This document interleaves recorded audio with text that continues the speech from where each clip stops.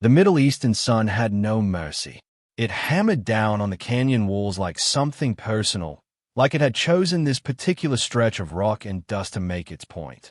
Staff Sergeant Brandon Mitchell pressed his spine against the jagged stone face and tried to ignore the blood seeping through the side of his tactical vest. Around him, the remnants of SEAL Team 7 lay scattered among the boulders like broken toys, 7 men who had gone in confident and come out bleeding, 3 of them already still in ways that meant they would never move again. The radio had gone silent an hour ago, right around the time the ambush began. Whatever connection they'd had to base, to support, to the world that still made sense, had been cut as cleanly as a wire. Lieutenant Derek Jackson, the team leader, sat 3 yards away with his right leg bent at an angle God never intended, his jaw clenched so tight Mitchell could see the muscles working from where he crouched. Jackson was trying to maintain command through the pain, and somehow he was pulling it off. 30 yards ahead, insurgents were stepping out from their concealed positions.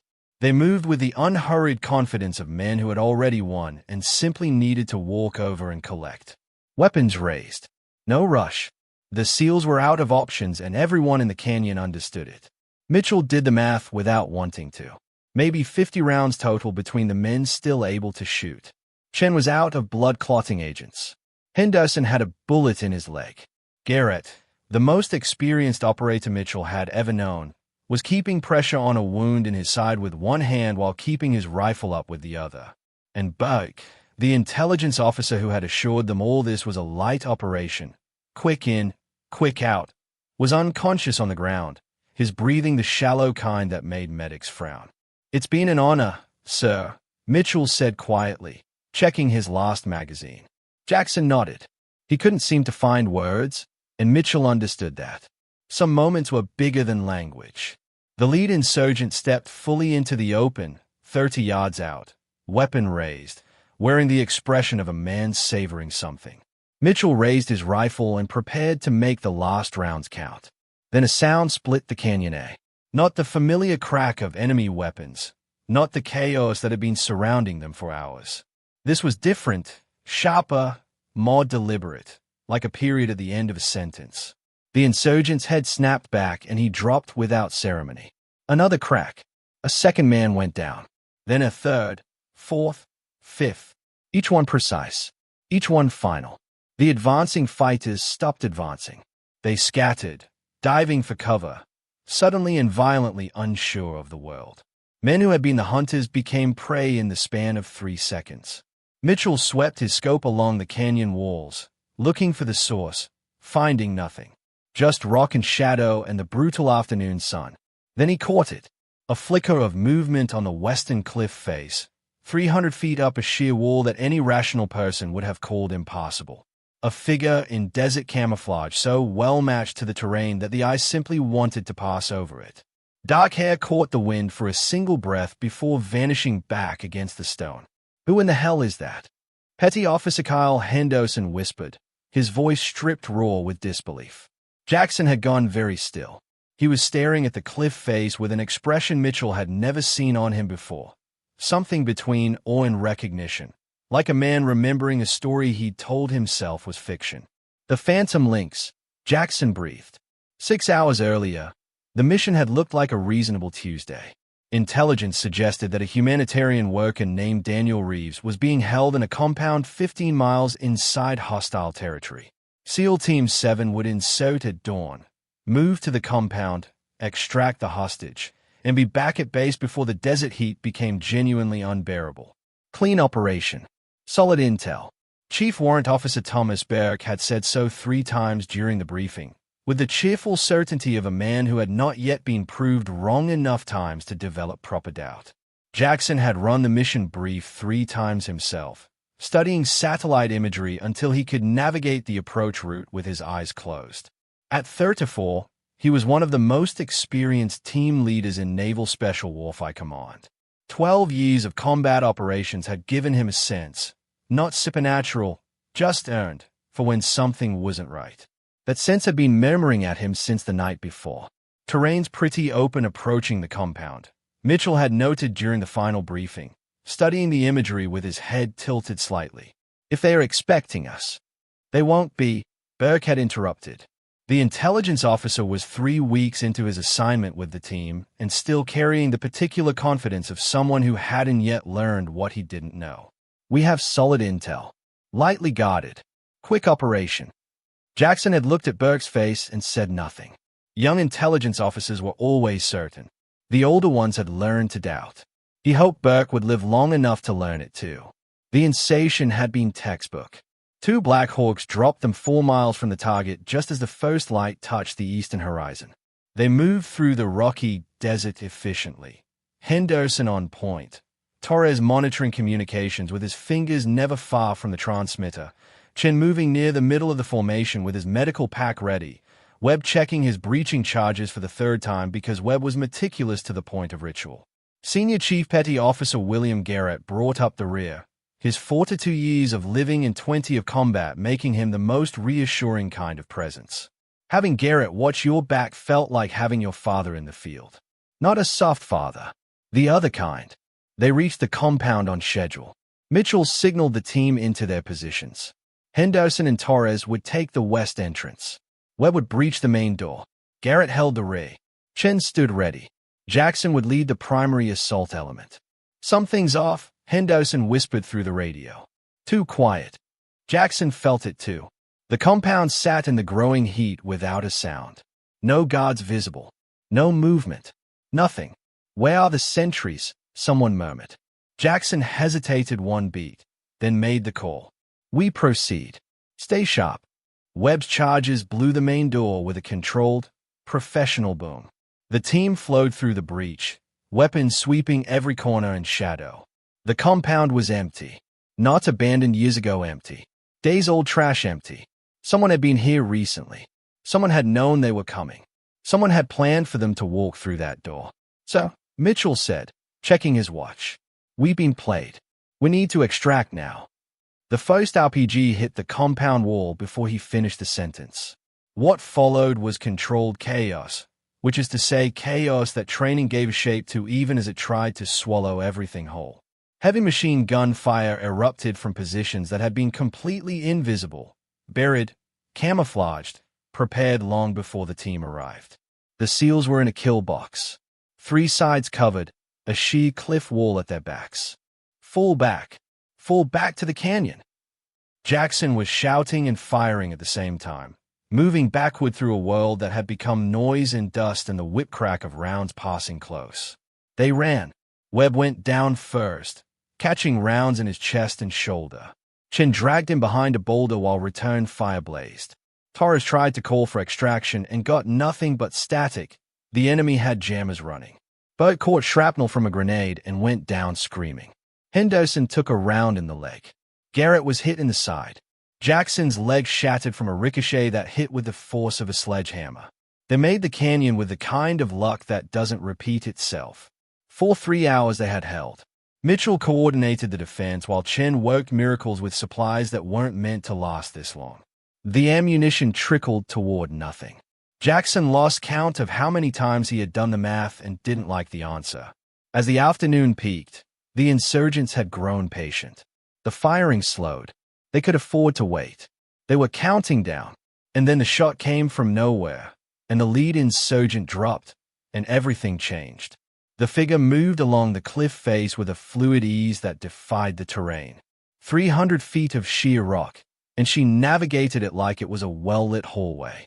Each shot she fired was placed with surgical precision, not rapid fire, not suppressing bursts, but 1 round at a time, each one doing exactly what it was intended to do.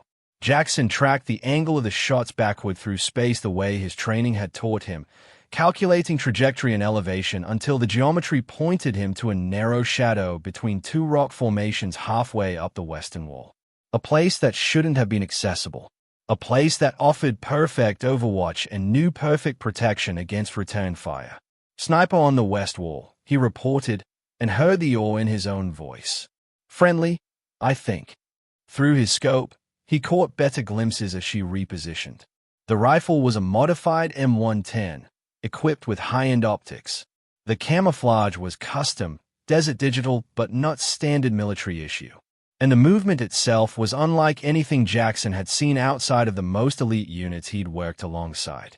Economical, precise, utterly without wasted motion.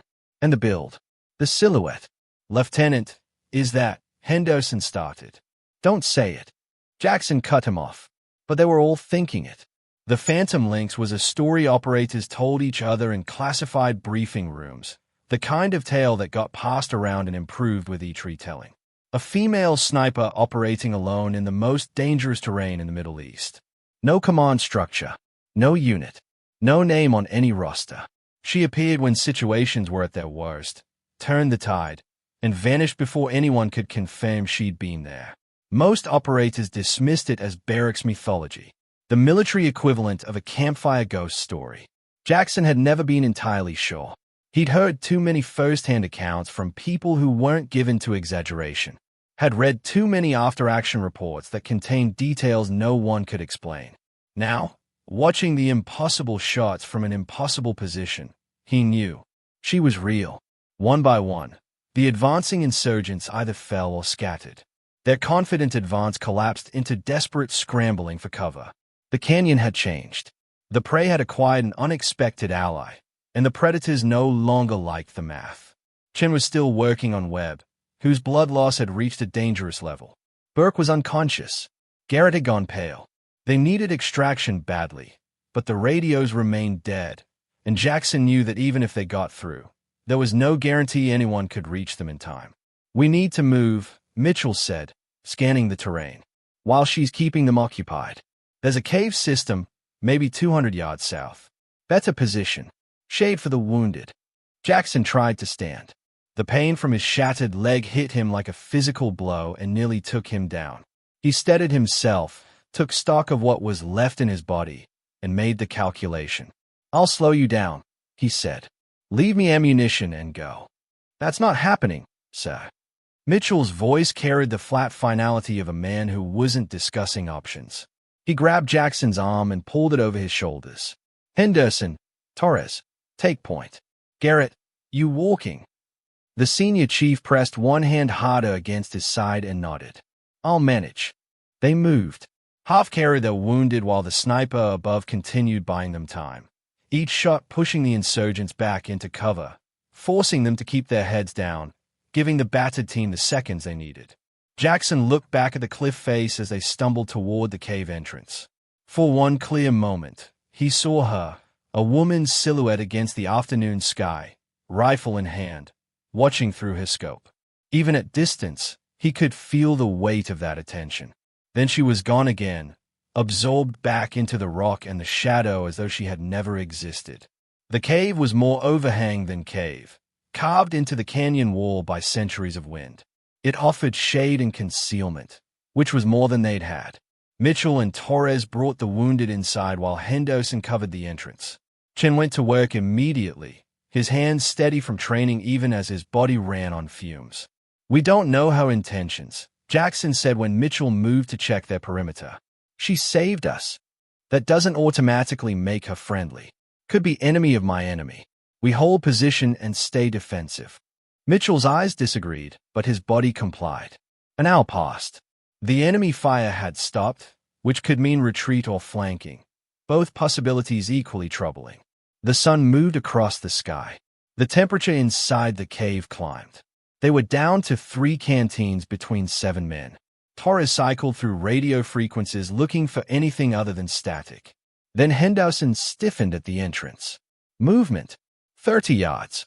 Every weapon in the cave found the entrance. Jackson's finger touched his trigger, pain forgotten in the spike of adrenaline. A shadow appeared in the bright rectangle of sunlight outside, small and quick, moving from rock to rock with the practiced economy of someone who had been doing this for a long time. Something arced through the air and landed just inside the entrance. Mitchell dove for it. It wasn't a grenade. 2 canteens of water and 3 protein bars. Military ration type, but not American issue. Attached to one canteen was a small square of paper written in neat block letters. "Stay put.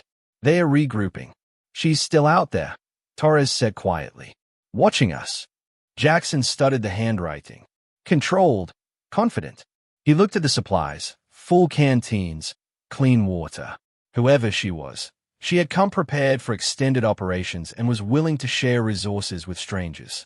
That suggested either exceptional generosity or strategic thinking. Probably both. Distribute the water, he ordered. Priority to the wounded. We ration everything.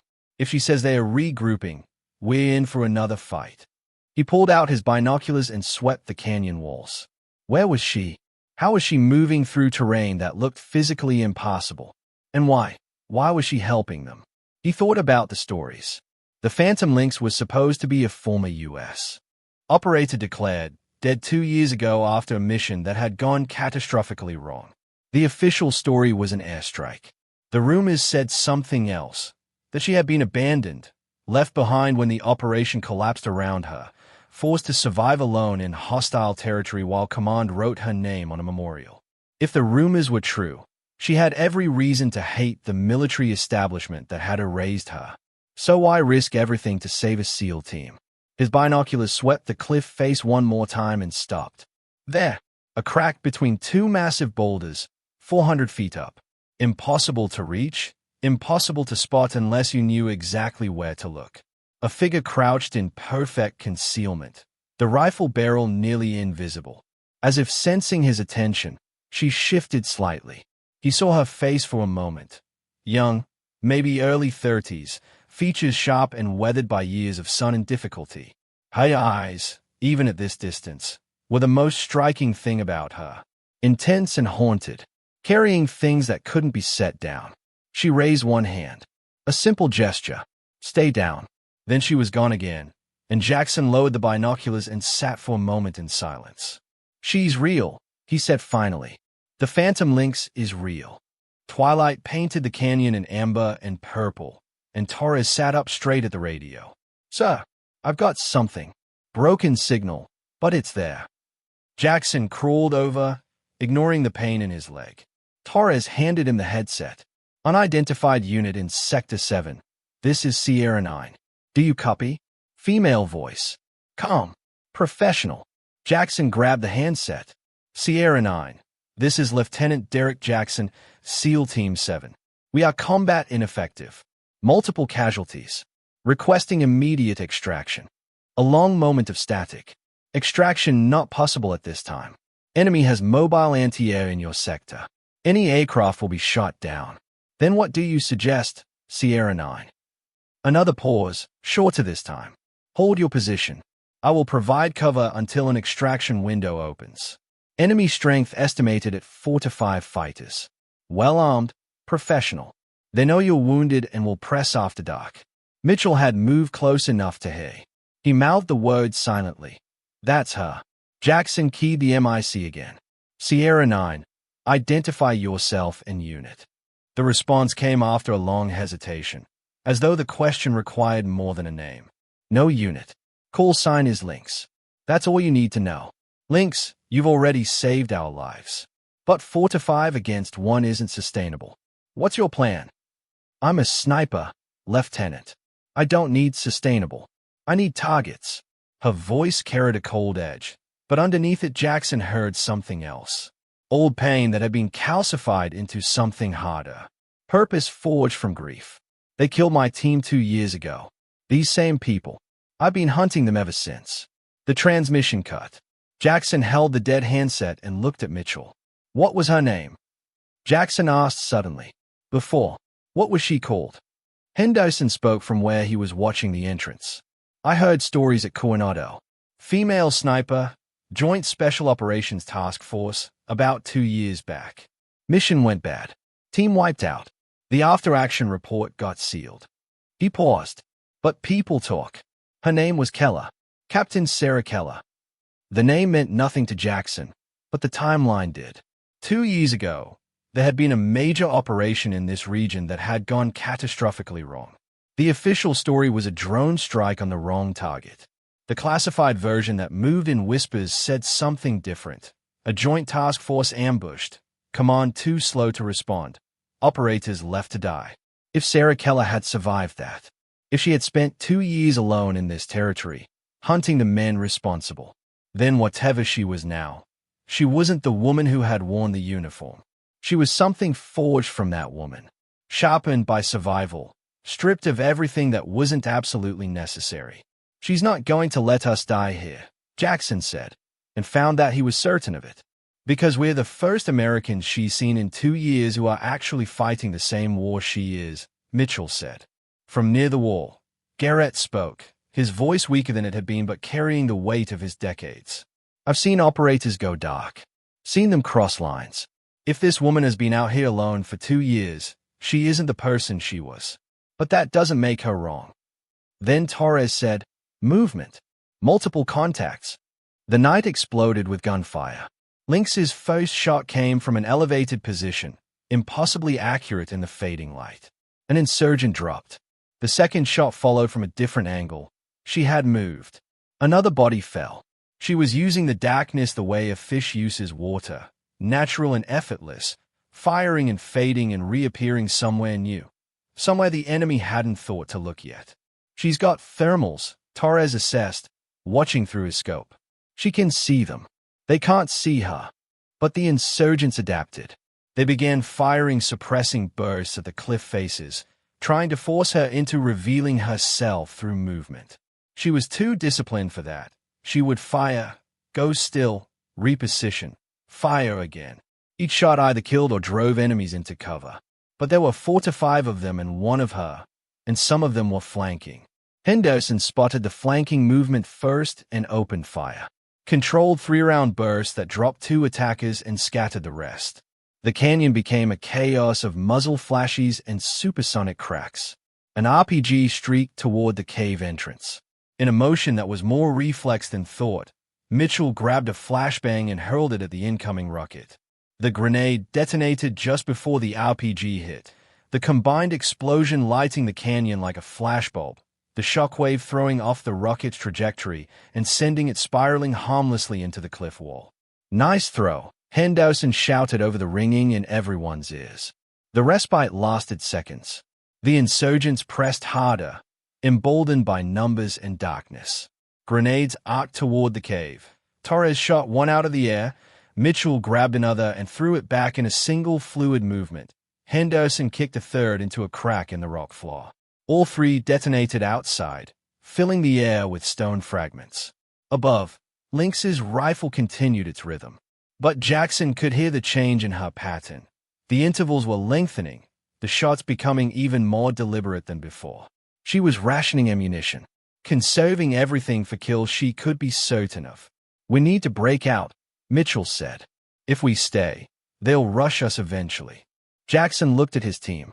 Half couldn't walk. Breaking out meant leaving people behind, and that wasn't an option. Mitchell had already worked through the same calculus. "We don't need to break out completely. We need to reduce their numbers." He looked at Garrett. "Senior Chief, can you still shoot?" Garrett's grin was the feral kind that pain couldn't touch. "Born ready." The plan was simple and close to suicidal. Mitchell, Henderson, and Garrett would push out, create a 3-point perimeter, break the enemy's momentum from unexpected angles. Torres and Chen would hold the cave. "Do it," Jackson ordered. The 3 SEALs moved into the darkness the way training made possible, pain and exhaustion overridden by purpose and muscle memory.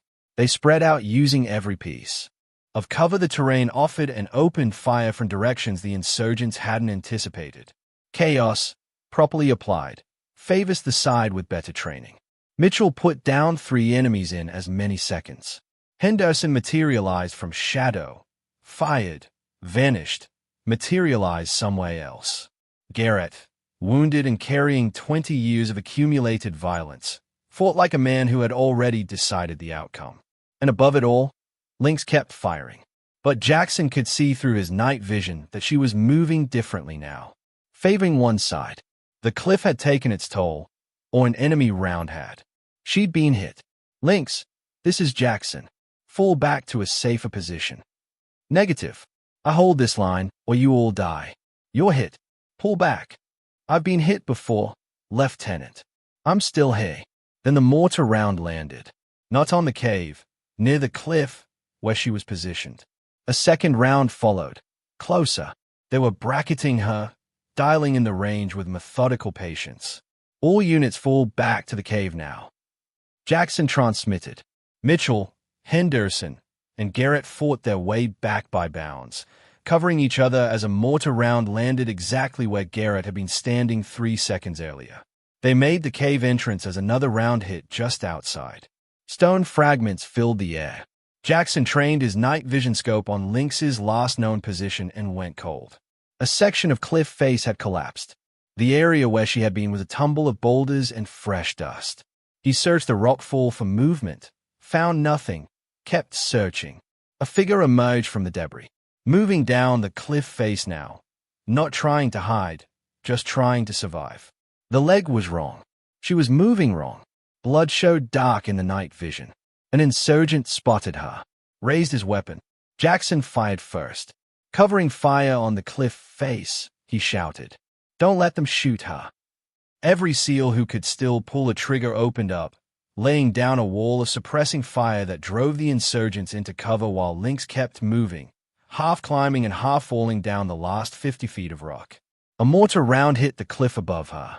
The shock wave caught her and she fell, tumbling, sliding, dropping the last 50 feet in a controlled disaster. She hit the canyon floor and didn't move. Mitchell was out of the cave before Jackson could form a word. He sprinted across open ground toward her motionless form while rounds chased him through the dust. Henderson opened up on automatic, burning through a magazine to keep heads down while he reloaded without looking. Garrett found reserves he shouldn't have had and added his fire. Torres abandoned the radio for his rifle. Even Chen, whose oath was to heal rather than harm, picked up Burke's weapon and fired controlled bursts, because sometimes healing meant keeping the enemy off the man running through open ground. Mitchell reached her, grabbed her tactical vest, and started dragging her back toward the cave. An RPG streaked toward them both. Jackson watched it come and had no time to shout. The math was brutal and certain. Then Garrett, wounded, exhausted, operating on the last of whatever reserves a 20-year operator keeps in a place no one can see, pulled a grenade and threw it with the last of his strength. The grenade intercepted the RPG mid-flight. The collision was imperfect but enough, deflecting the rocket into the canyon wall where it detonated harmlessly. Mitchell dragged Lynx through the cave entrance, and they both collapsed onto the stone floor, gasping. Chen was already there. He cut away her pant leg and assessed what the night had done to her. A compound fracture of the femur, shrapnel wounds across her ribs, and more cuts and bruises from the fall than could be counted quickly. Any one of those injuries would have stopped a normal person hours ago. That she had kept fighting through all of them said something that couldn't easily be put into words. "I'm giving her morphine," Chen said, loading a syringe. Lynx's hand shot out and grabbed his wrist with a grip that had no business existing in someone who looked like she did. "No," she rasped. "I need to stay alert. They are not done. You're going into shock. The mortar team needs to be eliminated or we all die. North Ridge, 300 yards. 2 operators, Chinese-made Type 89, 40 rounds remaining." She coughed, blood flecking her lips. "I've been counting." "You've been tracking their ammunition count." Mitchell stared at her. "I've been tracking everything for 2 years." Her voice was fading. "Their leader, Rashid Al-Kuwaiti. He'll be with the mortar crew directing fire. He thinks is safe there." She tried to sit up and failed. "This group, they're the ones who killed my team." Then the adrenaline that had been holding her together ran out at once, and her eyes rolled back, and she went limp. Jackson looked at his team. Webb was unconscious and might not survive without immediate surgery. Burke critical. Garrett barely conscious, his breathing labored. Chen exhausted to the bone. Torres, Henderson, and Mitchell were wounded but functional. And Sarah Keller, the ghost who had saved them all, lay broken on the cave floor. "We need to take out that mortar," Jackson said. "So," Henderson started, "you can't walk." "Then I find a way." He pulled out his tactical map and studied the terrain. The North Ridge was a natural strong point, elevated, good cover, nightmare to approach.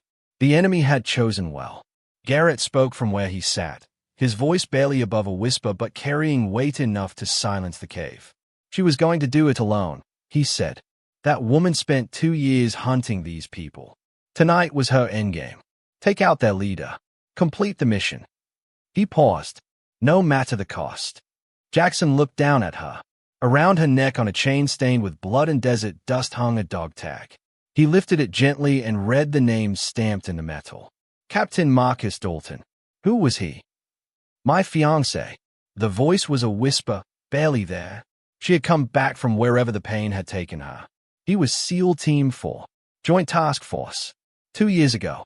They left us to die. Marcus made me promise to survive. To make them pay. The cave was quiet except for the distant sounds of the enemy settling in for a final push. That's why you're here, Jackson said. Not just for revenge. I promised. Her eyes were glazed but direct. I'm not leaving here until I keep it. He looked at Mitchell. At Henderson. At the men who had bled across half a day in this canyon. Mitchell. Henderson. You're with me. Sir, you can barely. That woman crawled across 300 meters of hostile territory to reach us. She has been living in this desert for 2 years on nothing but will and purpose. We're not going to let her fail now. He looked down at her once more, saw tears cutting tracks through the dust on her face. Not pain, gratitude. Someone had finally understood. Torres, Chen, hold this position. Garrett, you in command until we're back. The senior chief nodded. Give them hell, Lieutenant. Jackson tied a length of paracord around his leg as a makeshift splint, injected himself with enough morphine to dull the pain without clouding his judgment, and prepared to walk on a shattered femur because there was no other option. 300 yards felt like 3 miles. They moved through the darkness using every scrap of cover, shadows, rock falls, dry creek beds. The insurgents were focused on the cave. They never expected anyone to come hunting them from outside. They crested the north ridge and went prone. 50 yards ahead, exactly where Lynx had said, sat the mortar position. 2 operators working the weapon, 3 providing security. And standing apart from them, speaking into a radio, was a man in a dark jacket. Even in the darkness, Jackson could see the scar bisecting his left eye. Rashid Al-Kuwaiti, the man who had killed Marcus Dalton, who had left Sarah Keller to die in this desert 2 years ago, and then spent 2 years not knowing she was still out there, still counting. I count 5 tangos, Henderson breathed. Jackson assessed quickly. No suppressors. Not enough ammunition for a sustained exchange. They had one play. Hit hard, hit fast, and disappear before the rest of the enemy force could respond. We go loud, fast, and violent, he said. Henderson, the mortar operators. Mitchell, the security. Rashid is mine. Sir, with your leg. Is mine. On Mitchell's silent 3 count, they opened fire. Henderson's first burst dropped both mortar operators before they knew they were under attack. Mitchell worked through the security detail with 9 rounds and 3 dead men. Jackson sighted on Rashid, who was turning toward the gunfire with an expression more of surprise than fear. Jackson's first shot caught Rashid in the shoulder and spun him. The man dove for cover with surprising speed and came up with a pistol, firing wild. Jackson's second shot went wide as his leg buckled. Then Mitchell was there beside him, his weapon tracking the terrorist as Rashid tried to flee. Mitchell didn't shoot. He looked at Jackson. Jackson understood. This wasn't Mitchell's to take. Jackson forced himself upright. His rifle found Rashid, who had run out of places to go. The terrorist leader stopped, trapped, his security dead around him. His eyes found Jackson's, and for a moment there was something like recognition between 2 men who had spent their lives in the same war, on opposite sides of a line that had cost everyone more than it was worth.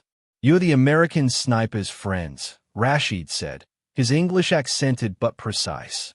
She has been hunting me for a long time. I killed her people. She killed mine. It is the way of war. The way of war, Jackson agreed. She wanted me to give you a message. She wanted you to know why you're dying. I know why, Rashid said. Something in his face that might have been, if not regret, then at least acknowledgement. We all know why. Jackson pulled the trigger 3 times. The gunfire had drawn attention. Shouts erupted through the darkness and the SEALs ran, or tried to, bounding back toward the canyon in the fighting retreat that training makes automatic even when the body wants to stop. They made it to the boulder field before Jackson's leg finally gave out completely. He went down hard, bone grinding, and felt Mitchell grab him and keep him moving. He saw Henderson fall, hit, but not done. Saw Mitchell turn back without hesitation, refusing to leave him. Saw them both take fire and keep moving anyway. And then they were at the cave entrance, and Chen was pulling them inside, and the world narrowed to a tunnel of pain and exhaustion. But they were alive. The rest of the night was fire and endurance. Lynx regained consciousness and positioned herself where she could see the approach routes, her own rifle destroyed in the fall, directing fire from Burke's M4 with mechanical precision despite everything her body was telling her. The insurgents tried twice more to rush the cave and were driven back both times. As false dawn grayed the eastern sky, the firing slackened. The enemy pulled back, unwilling to press the attack in growing light. "They are withdrawing," Lynx said. Her voice was smoke-roughened and exhausted, but something in it had shifted slightly. "Is it over?" Jackson asked from where he lay. She looked at him, and he saw something new in her eyes. Not peace. Peace was a longer road than one night could travel, but maybe the first step toward it. Something had been completed. Something that had been carrying her for 2 years had been set down. "Rashid is dead," she said. "You kept my promise. That's more than I had any right to hope for."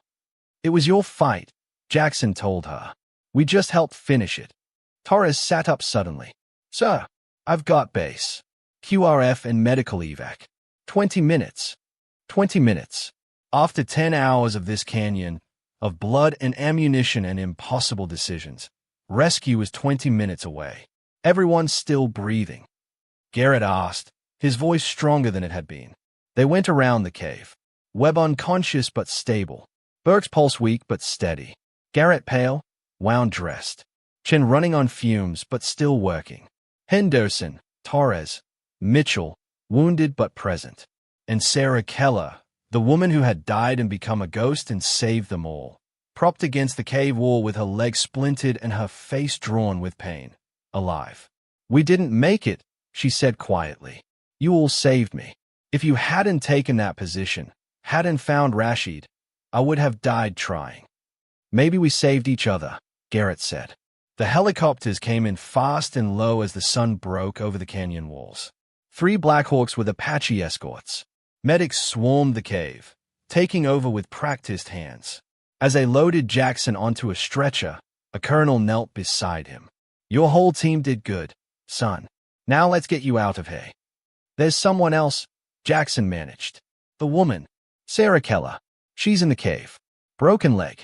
Don't leave her." The colonel's face went carefully neutral, the expression of a senior officer navigating something he didn't want to navigate. "Lieutenant, there's no Sarah Keller on any manifest." "She's right there." But when the medics brought out the last stretcher, it was empty. The cave held only Burke's rifle, the shattered remains of an M110 sniper rifle, and a blood-stained dog tag on a chain. "No one else in the cave, sir," the medic reported with the careful tone of someone who had dealt with combat exhaustion before. "That's impossible," Mitchell said, standing despite his wounds. "I carried her. I felt her weight." As they lifted Jackson to the helicopter, he craned back to look at the canyon. On the ridge above, silhouetted against the rising sun, stood a figure, too far for details. Unmistakably a woman, with a rifle at her side. She raised one hand in a slow salute. Then she turned and walked away into the morning light, dissolving into it, becoming part of it, until there was nothing left to see. 3 weeks later, the survivors of SEAL Team 7 sat around a conference table at Walter Reed. Across from them sat a colonel from Naval Special Warfare Command and a man in civilian clothes who introduced himself as Smith and wasn't CIA in the way that meant he probably was. The colonel explained that the after-action report would be classified. Official story: SEAL Team 7 held off a superior enemy force until QRF arrived. No mention of any other participant. Smith slid photographs across the table, drone imagery, grainy but time-stamped. The canyon, the cave, the night of the battle. The images showed SEAL Team 7. They showed enemy forces. They did not show any other friendly personnel. One image captured the exact moment Mitchell had dragged Lynx into the cave. The photograph showed Mitchell moving through the open ground, apparently pulling nothing but air. "That's not possible," Mitchell said. She weighed at least 130 pounds. I felt every bit of it. Smith opened another file. Forensics from Rashid's body confirmed he had been killed by 3 shots to center mass. But the angle of the shots was inconsistent with where Jackson had reported firing from. The shots had originated from an elevated position 200 yards to the south, a position Jackson's team couldn't have reached given the timeline and his injuries. The mortar position had been destroyed by charges that weren't American ordnance, placed with professional military precision, by someone who knew exactly what they were doing. Someone who had been there. Someone who had also known, perfectly, how to avoid the surveillance drone that had arrived 2 hours into the engagement. So what are you saying? Torres asked. I'm saying that someone else was there, Smith said.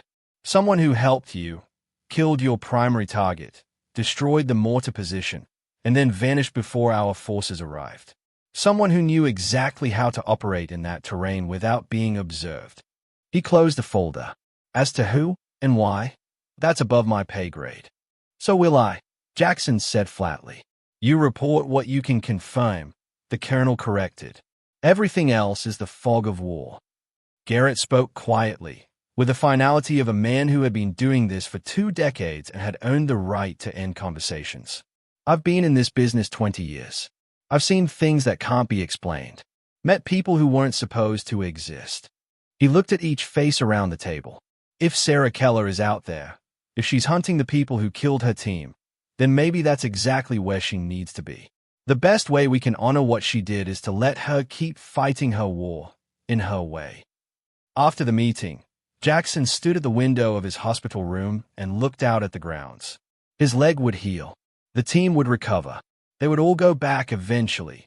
Back to the teams. Back to the war. He put his hand in his pocket and found the dog tag he had taken from the cave before the medics arrived. Captain Marcus Dalton.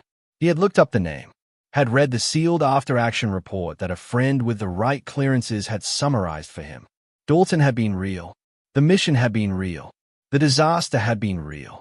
The official story had said all casualties were recovered and buried with honors.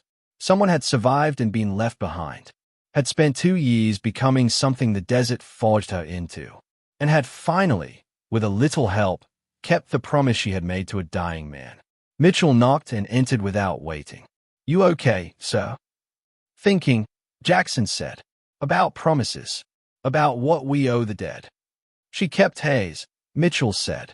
That's more than most people manage. I'm going to send this to Marcus Dalton's family. Jackson held up the dog tag. They deserve to know his death was avenged, even if we can't tell them how. Mitchell nodded. And if she comes back, if she needs help again. Jackson didn't hesitate. Then we'll be there. That's what teammates do. 6 months later, near the Syrian border, a sandstorm reduced visibility to nothing, which suited her perfectly.